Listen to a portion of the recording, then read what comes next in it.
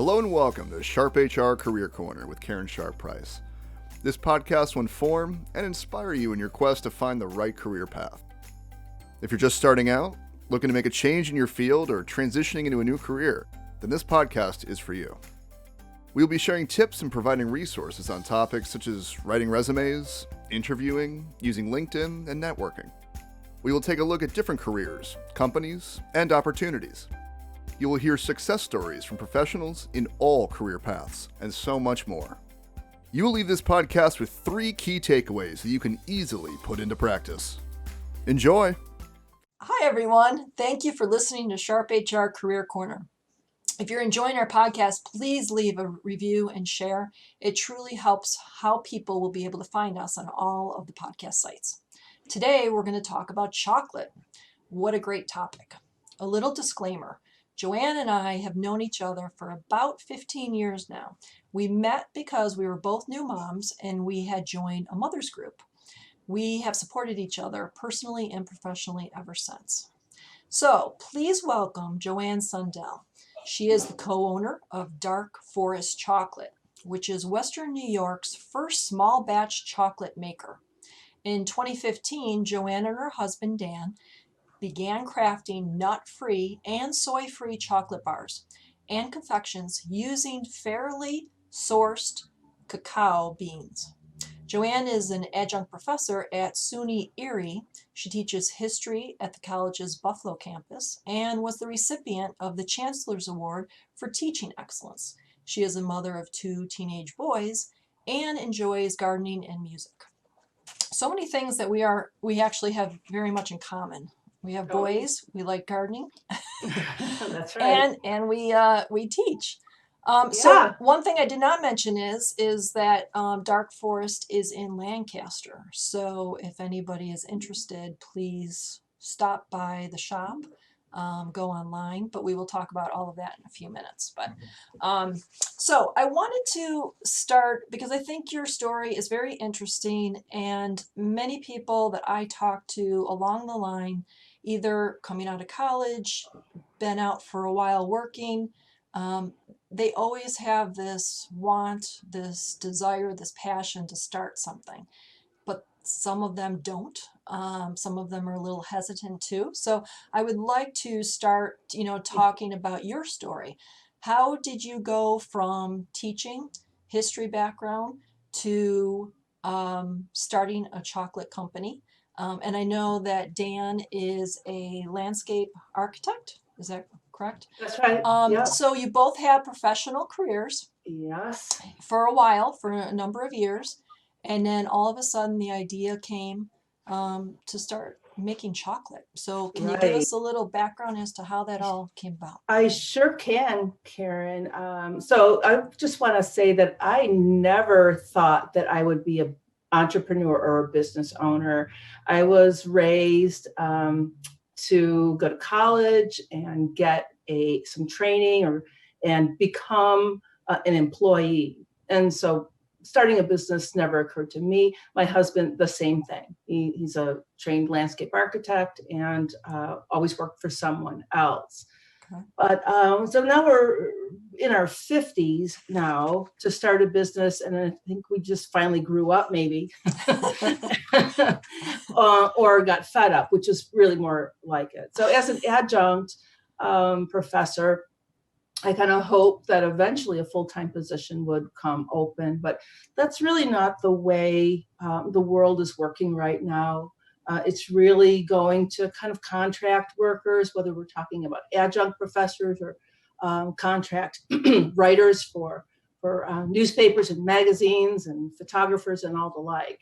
And similarly, my husband was a senior project manager or senior architect, a landscape architect at a firm, and was laid off. And that's kind of, it's tough when you're a senior guy in your mid-50s and you get laid off. Where are you going to go when the industry is hiring young people out of school for a lower rate of pay?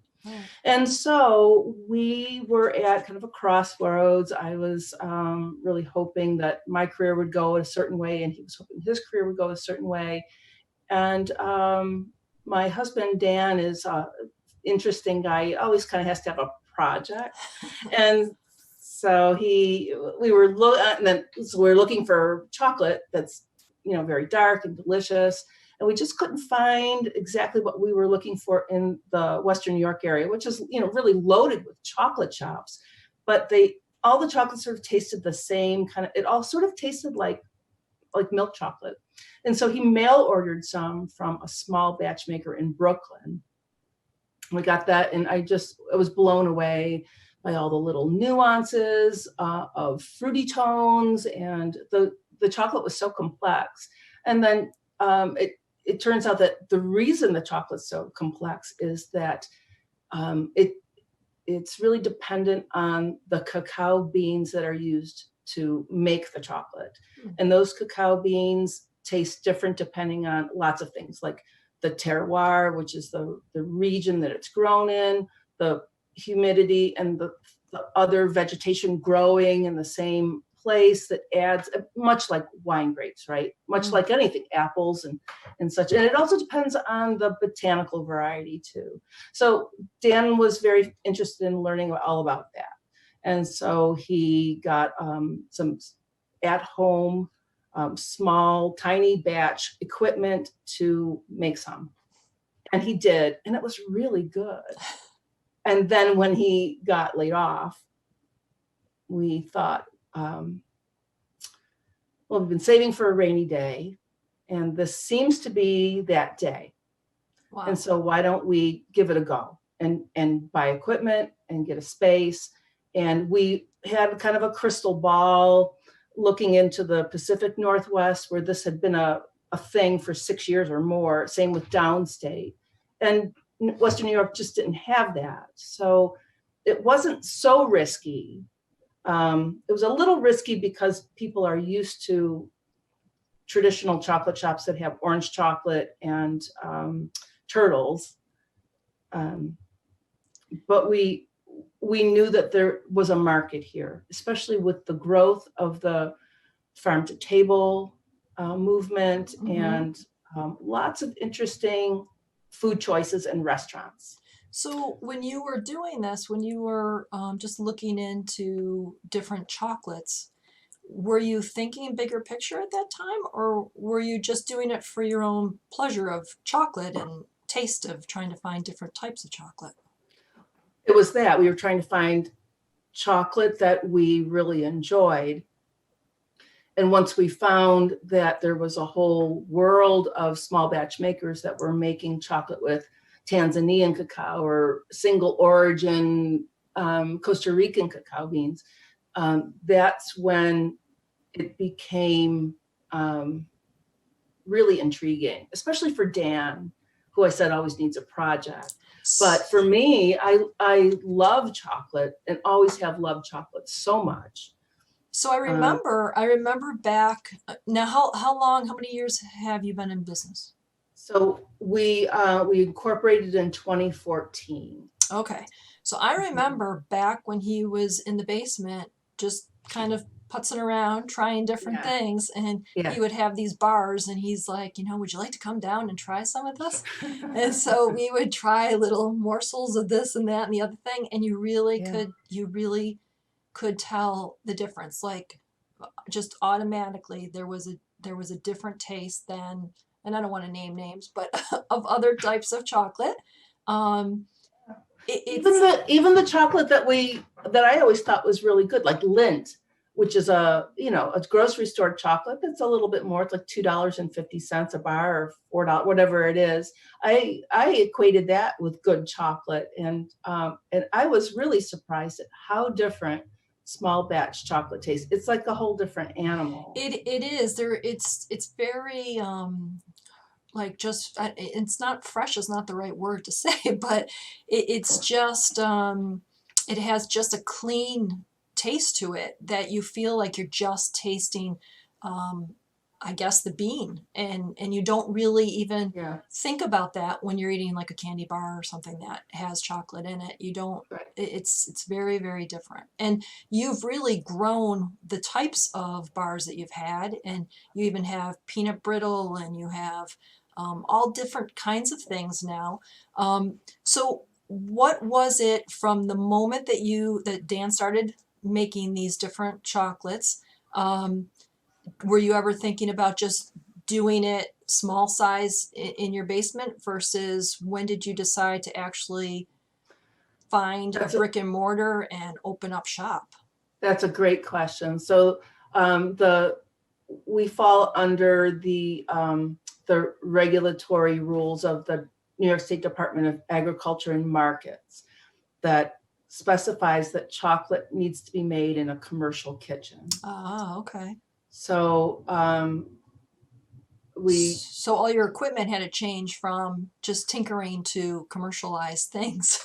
No, not so much that, Karen. It was more of the environment. Okay. So there's certain buzzwords, like you need to be making it in an area that has smooth and wipeable surfaces.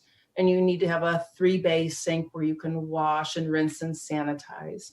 So it's more than self-closing doors in the bathrooms. And I'm pretty sure Ag and Markets doesn't want a couple of cats like we have walking in and out of the basement. So we had to either choose to rent some space, because lots of times people that are makers will they'll ask a church or a club or something that has a commercial kitchen if they can kind of lease some space and do that.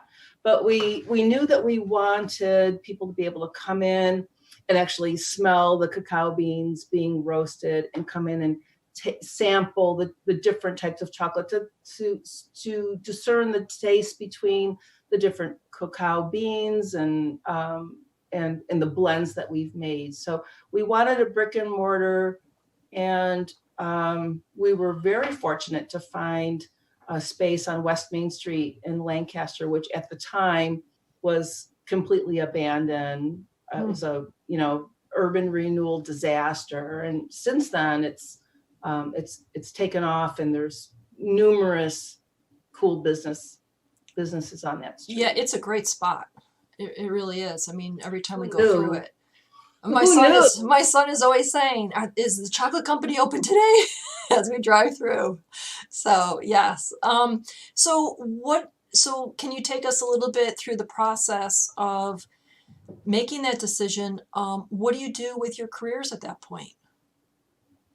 So something that had to always happen is we needed to have an income stream. We have, as you mentioned, 2 sons and a mortgage, and we didn't have the luxury of just saying, let's quit what we're doing and focus 100% on the business. And so Dan and I both continue, even after 5-6 years in business, continue to work part-time in our careers so that there's always income coming in, and we never have to really rely on just income from the business, because businesses, well, chocolate makes enough money right away to pay for really everything involved, wrappers and ingredients and utilities and the rent. It doesn't really afford much in the way of salary for a while. And I don't really know if there's any business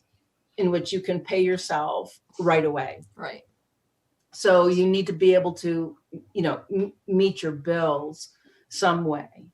So looking back, are you glad that you made this leap, that you took this chance and that you started this business? Absolutely. I was getting a little restless and needed a different focus. I love teaching and I love creating, the curriculum, lesson plans, but I also needed a different kind of an outlet too. And I didn't really know what I was in for. And I don't know, just glad I did it.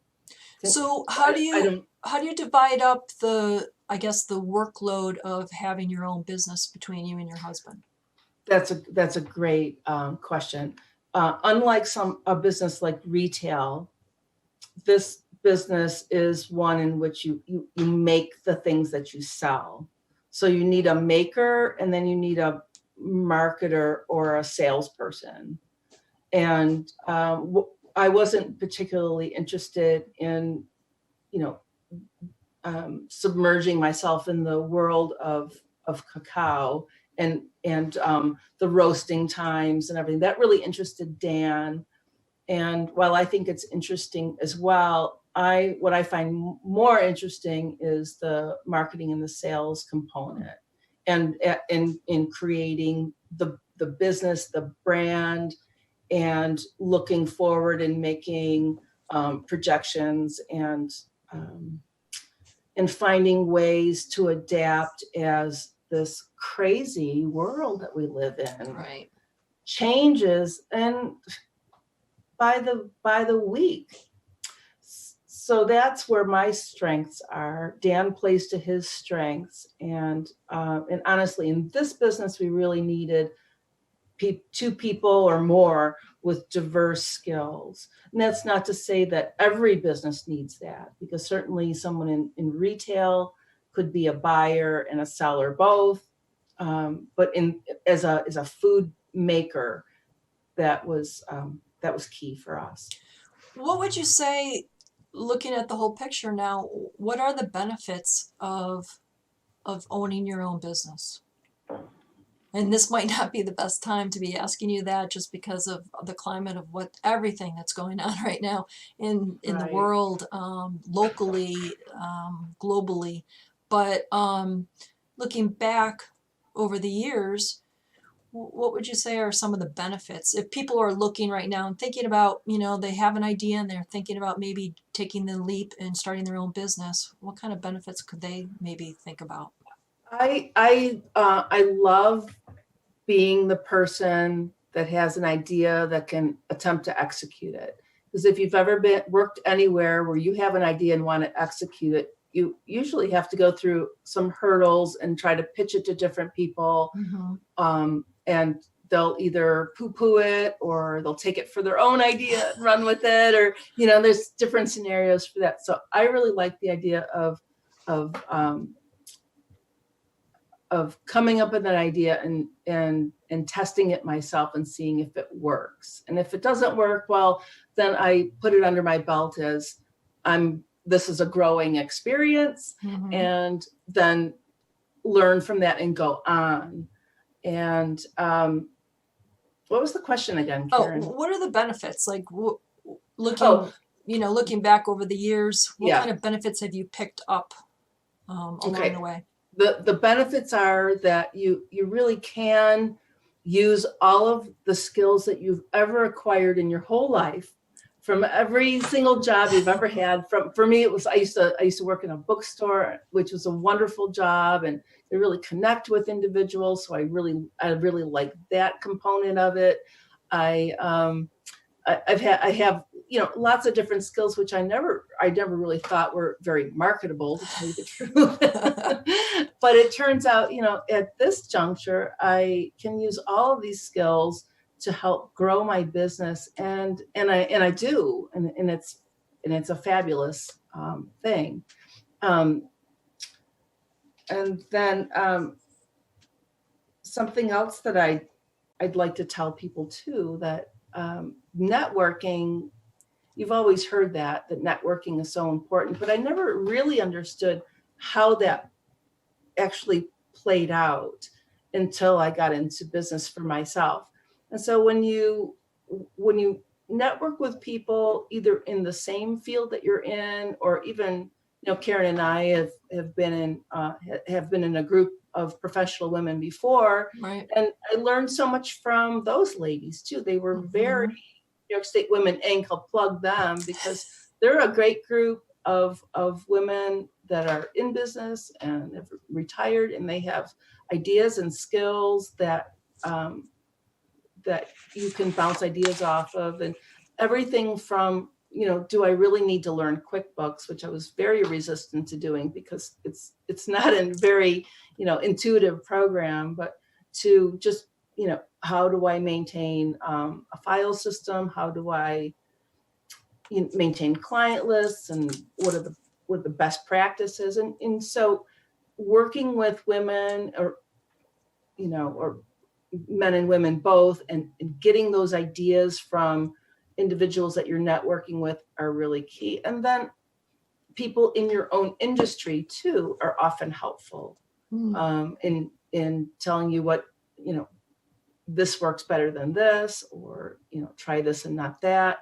And you can pick the brains of people that have been in business for a while. And so networking, especially in Western New York, turns out to be this big happy family where everybody kind of knows everyone else, at least as far as the food makers go. And I'm sure the retail is like that. Yeah. Plenty of other industries too. Yeah, I think that Buffalo is unique in the way that not even small businesses, but people in general, they're willing to help out. Anybody who's coming into whatever area it is, they're more than willing to kind of show them the ropes. And you found that to be the case too, haven't you? Yeah, I really have. It's been, it's kind of like, what can we do to support you type of thing, not so much about the competition level. And I think that's nice. Networking in Buffalo, there are, groups of people, everybody knows somebody. So, it's just amazing. And I think that's a great thing. Now, you are a little bit unique in your story because you started your business with your husband, and that has to create a little bit of a different dynamic. I know that just during the virus, everybody is, hunkering down at home, and that means that, my husband's here 24/7. and 60 days, 65 days, I don't even know how many days we're at. It does start to change the dynamics. So how does going into business with your husband, how does that work? How do you make it successful? Great question. So one thing that we did early on was because we're a corporation. Okay. Corporations are required to have monthly shareholders meetings. So it's a shareholder, my husband and I. And so we have these monthly meetings, and we try to sort of save up the discussions about the business for that monthly meeting. And it's very proper. There's an agenda, and that's sent to whoever decides to call the meeting, me or Dan. And we meet at a certain time, try to keep it to about an hour, and then fix things or discuss things that are pertinent. And that eliminates the daily discussion. It's very tempting just to talk about this, that, or the other. Although we do talk about some things every day, but the big things, like what do we need to invest in? What do we need to buy? What's, this kind of thought, what's coming up, what are the upcoming expenses, and what are the events that we're planning to do, etc. Well, don't talk about that over the dinner table. Well, that's good. So you started separate the realms. You started that in the very beginning. You sort of mapped that out. Yes. Mm-hmm. And so far that's worked for you. It has. And because our roles in the company are different, that helps too. Okay. So I can just do my thing. And then if I get like a sales call from somebody from Colombia, for example, which happened just yesterday, I think it was a phone call from Colombia. We have cacao. Would you be interested in tasting it? I'm like, maybe, I don't know. You're going to email this guy, Dan Sundell, and talk to him about it, because we pass things off to each other. This is not my job, it's yours. This is not my job, it's yours. And so by compartmentalizing it, we can be more effective too. So do you introduce him as your husband or as your co-partner in your ownership when you're talking business? Both. Okay. Both. Just wondering. My partner and my partner. Your partner in crime. Okay. So we mentioned in the beginning that you have two sons. Do they play a part in any of this? They eat a lot of chocolate. Do they have any interest in pursuing a career in keeping The this younger going? one is very business minded.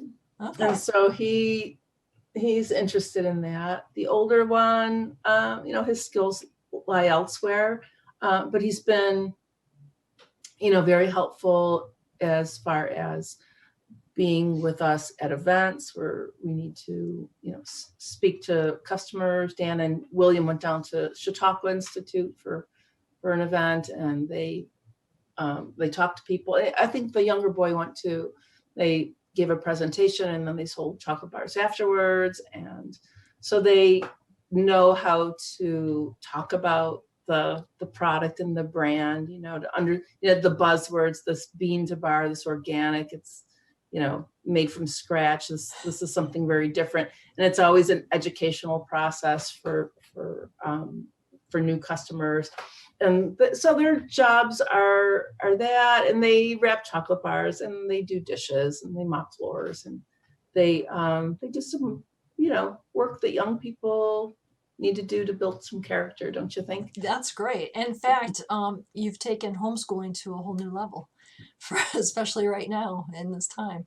And that's really learning it from the ground floor up, especially when you're cleaning those floors, and then getting to see the whole process along the way.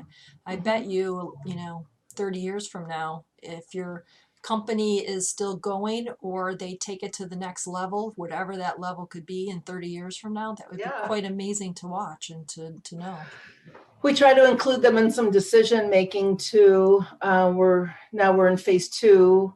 We never closed, so phase 2 doesn't really, it doesn't affect our ability to open, because we've been open ever since, because chocolate is essential. Yeah, we all it know sure is. Yeah. But we asked them, what do you think about these store hours? And, what do you think about marketing on, this platform or that platform? So we try to get their input too. That's great. And bring them into it. Do they seem, are they interested, or are they like normal teenage boys that you kind of have to pull them along? Do they seem like they're kind of interested in it? As I said, the younger one has an entrepreneurial spirit, and so he does. The older son, although chocolate making and cooking doesn't interest him at all, he can barely make himself a sandwich on his own. He can see the big picture in things with, fairly traded, what customers want, and that it's a real, besides making chocolates, it's a service oriented thing. Very much so. So, and I asked him for some feedback. Well, what do you think about this product? Should we make it prepared, or should we give it to people to prepare at home? And so he can kind of put himself in the shoes of the consumer and go, well, whether or not I take his advice is a different story. but always include them. So owning your own business, if someone's listening and they're starting to get a little bit more motivated about the whole idea, what do you think it takes to start your own business? Are there certain characteristics, skills, personality? Is there something that kind of stands out for you? Well, one of the very first things I did was, and I'll have to, maybe we can link the title of this book. Sure. When I was investigating, I did a lot of reading before I even started. And one thing was to have an optimistic outlook. Which is, I don't know, before this, I don't know if anyone would ever said, oh, JoAnne, she's an optimist. I'm not sure if that was one of my characteristics, but I took a look at this book and read through it, and kind of got a different attitude. And I think you can have a different attitude when something is yours, something is your baby. Mm-hmm. And you can grow it, as opposed to, let's say you were a salesperson for, I don't know, Fuller Brush, which I love Fuller Brush, by the way. You don't own Fuller Brush, and you may believe in the product, but you're never going to believe in the product as much as if you make the product yourself. And so it's a really different mindset when it's yours. You can really speak honestly to customers, whether that's, for me, I approached people that would buy this wholesale and bring it into their grocery store or their shop to sell on my behalf, or just customers that come into the shop or inquire online or on the phone. I can really be really honest with them, because I believe in what I do, and makes all the difference, doesn't it? Yes, that reminds me, like when I was an HR manager at a company and I had to hire people, the companies that I loved and I enjoyed working for, it was such an easy sell. And I could sell what was so great about the company and why they would want to be an employee there.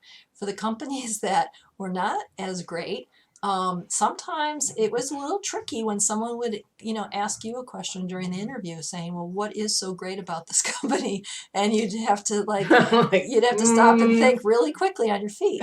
So it is very true. If it's something that you love to do, and that you have a large stake in it, you really do everything. I mean, I don't know about you, but like I don't really have hours. My hours are all the time, and things come in to me on different social media sites and things like that. I don't wait always to the next day.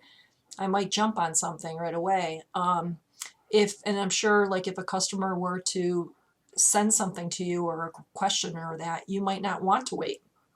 You might want to respond as quickly as you can because you don't want to lose that customer. So for me, I think the hours, I don't really have a lot of hours. They're just always on. I'm always on.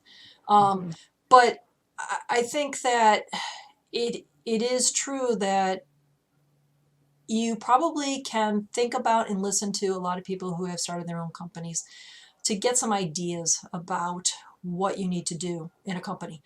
But until you take that leap, there will be other things that you will not have planned for that will come up that you will have to learn really quickly. Are there any areas, maybe it's technology, social media, networking, but are there areas that really stand out to you that once you started this business, you really had to move quickly and learn a lot about an area?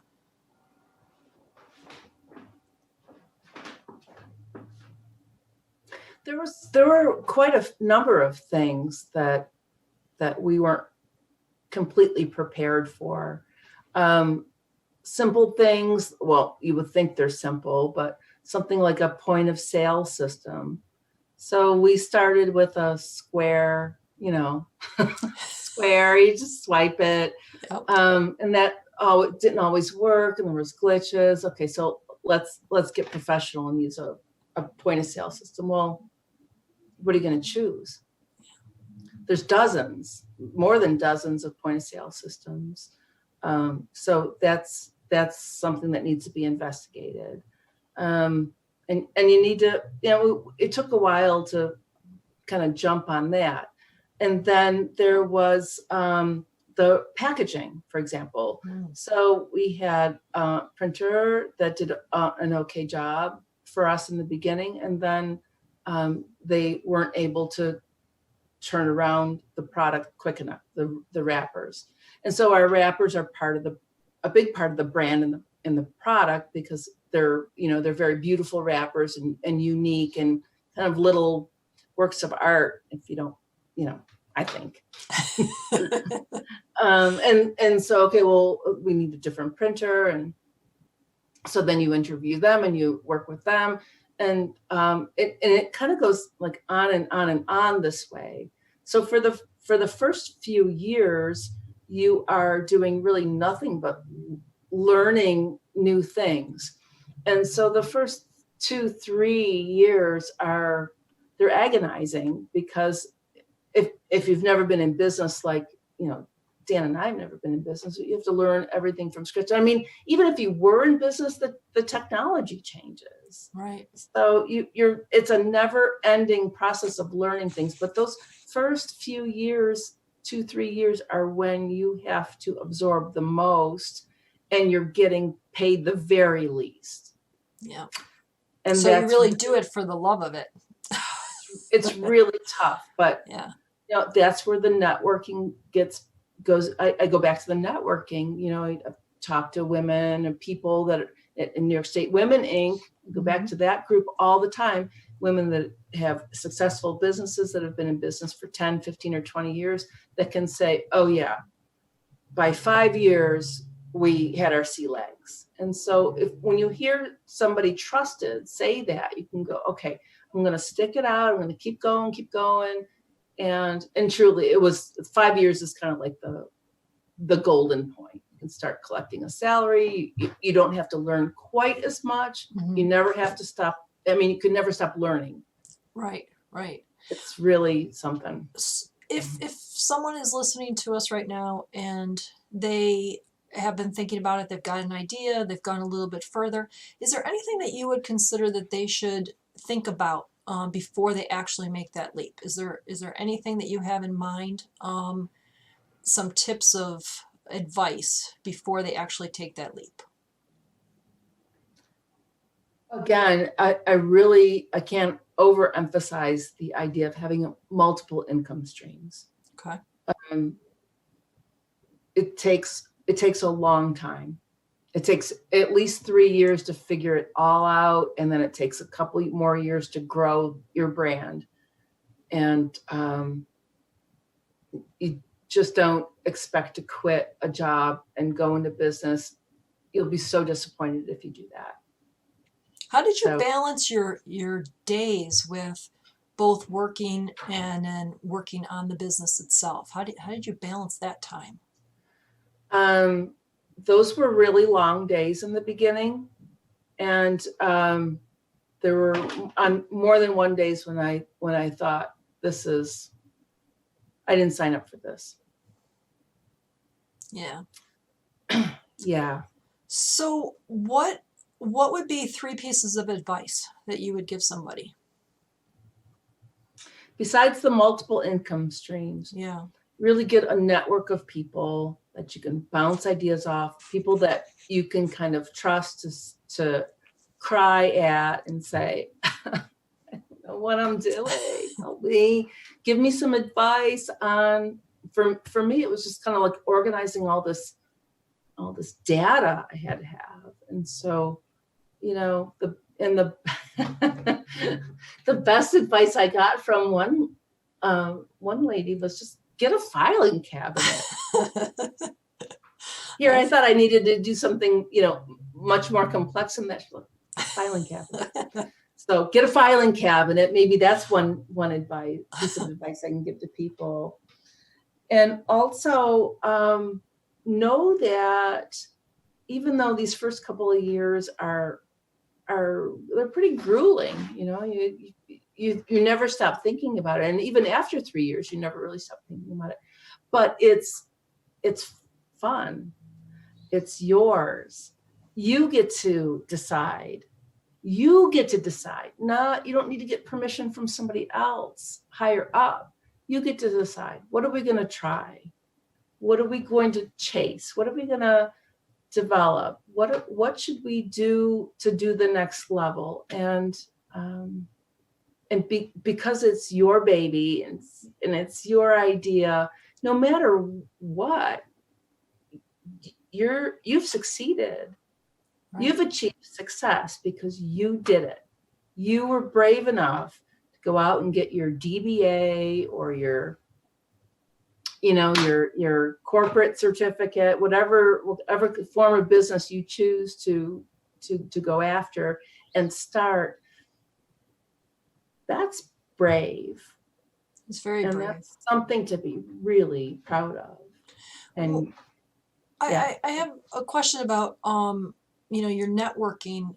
Did you feel like you needed to talk to experts in chocolate making, or were you getting advice from a lot of different people in a lot of different businesses? Yes.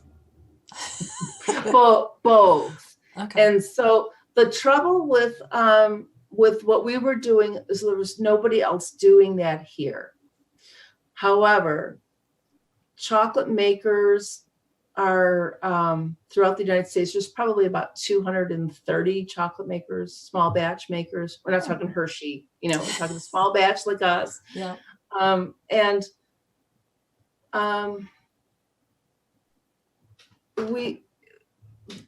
there were some kind of like conferences and seminars and awards that we went after and chased and won, where we were able to connect with different chocolate makers. And chocolate makers are just beautiful people. There's a fella in Cincinnati. His name is Paul Picton, and he is with Maverick Chocolate. And on more than one occasion, I emailed him and said, what do you do about this? And maybe it's because he isn't my next door neighbor and rival, that he was so willing and forthright to give me information. But I kind of have a feeling that even if he was, he would. That's and great. So I've been able to, reach out and through Instagram and whatever medium and ask people, what do you do about, who do you hire to wrap chocolate bars? Yeah. I mean, there's a lot of little things that you might not think about until you get thrown into those situations. How do you clean out the tempering machine from one batch to the other? Like these very technical problems. Yeah. And so there's kind of a Facebook community, and Dan is active on that one for chocolate makers. And there's all kinds of ideas being exchanged. And that it must be like that for every industry by now in this world of social media and electronic ideas. So talking about, in Buffalo, phase 2 is today, but you really haven't had to close because you make chocolate. So what do you have going on with the company? What's coming up? I know a lot of things are, a little bit different nowadays, but anything exciting, any new bars, anything that we should be aware of? Well, so I really want to get, I really want to introduce people to a new kind of drink, and it's made from cacao. And if you can imagine cocoa beans being a lot like coffee beans, it makes a drink that can be served hot or cold. And I've been really into this cold brewing cacao. And it's like it has the consistency of tea, iced tea. Okay. As you're drinking it, your nose is filled with the aroma of chocolate, and the taste is chocolatey as well. Wow. But with the consistency of iced tea. So that's something that I like to drink in the summer, and I'd like to turn people on to that in the summer. Now, can we get that at Dark Forest, or? You can get it prepared at the shop in Lancaster, but you can certainly just buy it and prepare it a cold brew in a fruit jar in your refrigerator or in a coffee press. I have recipes for that. Phase 2 is super interesting to me because there's lots of people doing curbside pickups and things, but we've been, as you said, we've been open all along, and our online business has really taken off. And I'm wondering if retail will start morphing as a result of what we've been through over the last couple of months. So I'm very prepared to just ship everything that needs to go to customers that just don't want to drive, don't want to take the chance, just have become too busy. And maybe that's the wave of the future. Right. Well, I did tell you earlier in a conversation we had last week that we had ordered chocolate for my mother-in-law, and we could not believe how fast it got to her. and she's not in our area. So we were like, how could that have happened? We just ordered it. So that's I'm shipping surprised too. works great. Must have been overnight, you know. It was very quick. Well, no, I mean, it was just normal shipping whenever we chose, but it was very quick, very quick. So anybody out there who's living in California or, Hawaii and wants some, it might not get there in a day or two, but it will get there. And Yeah. she even texts us as she's eating it saying, I've just completed half of my bar. Oh, that's nice. So yes, and you Bless her already heart. know that my youngest son is in love with your chocolate. He is, Madagascar. yes, it's on top of our refrigerator. And in the beginning, he was shorter and he couldn't reach. So we would know when a chair would be going across the Aw. kitchen floor to get to the refrigerator. Now he's grown and and he doesn't have to get up on that chair. He can just reach up and get it himself. So your candy bars are a big part of our house here. So if someone was interested in either ordering, getting in touch with you, maybe a small business owner has a store of some sort and maybe they want to have your bars at their store. How would someone reach out to you, maybe even ask you a question about the type of bars that you make? What kind of connections do they have available to them to reach you? The website has a spot to ask some questions and get some comments. So that's at www.darkforestchocolate.com. Okay. And or you could call the shop in Lancaster. All the information is on the website, our phone number and email address and such. And I'd be more than happy to talk to anybody about chocolate. Anything chocolate. Chocolate or chocolate. What are your hours right now at the store? They keep kind of changing. Now we've made a business decision to be open Thursday, Friday, Saturday, and Sunday and close the other days. So Thursday and Friday, 11 to 6, Saturday and Sunday, 12 to 4. And that will change, even going forward in the next phase. And then there's some construction happening on our street as well. So, oh, okay. So Well, the online store is always open. I want to thank you so much for your time today. This was fun. It really was. Yeah, I had a lot of fun, Karen. Thanks. And chocolate is, I'm telling you, you've got to try Dark Forest chocolate. You have to try it especially if you're in Buffalo right now. You got to do it. Do it for the antioxidants. There you go. It's always good. There's got to be some health benefit. You better believe it. So thank you so much for taking the time today to talking about your experiences and your career journey, because there's a lot of people out there who are in a very similar situation and they just need a little push, a little motivation, and they can start their own path. It was a great conversation, great suggestions and things to think about if you're starting to think about starting your own business. If you find yourself at a crossroad and you've been thinking about starting your own business, but you're still in that first stage of thinking your options over, contact Sharp Human Resources.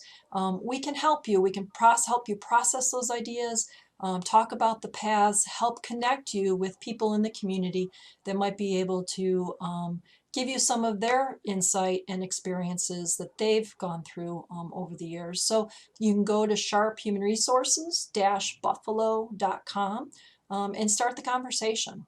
Thanks again, JoAnne, for joining us today. Don't forget to go to darkforestchocolate.com or stop in at the store in Lancaster. You got to try this chocolate. You will not regret it. Take care, everyone, and be kind to everyone.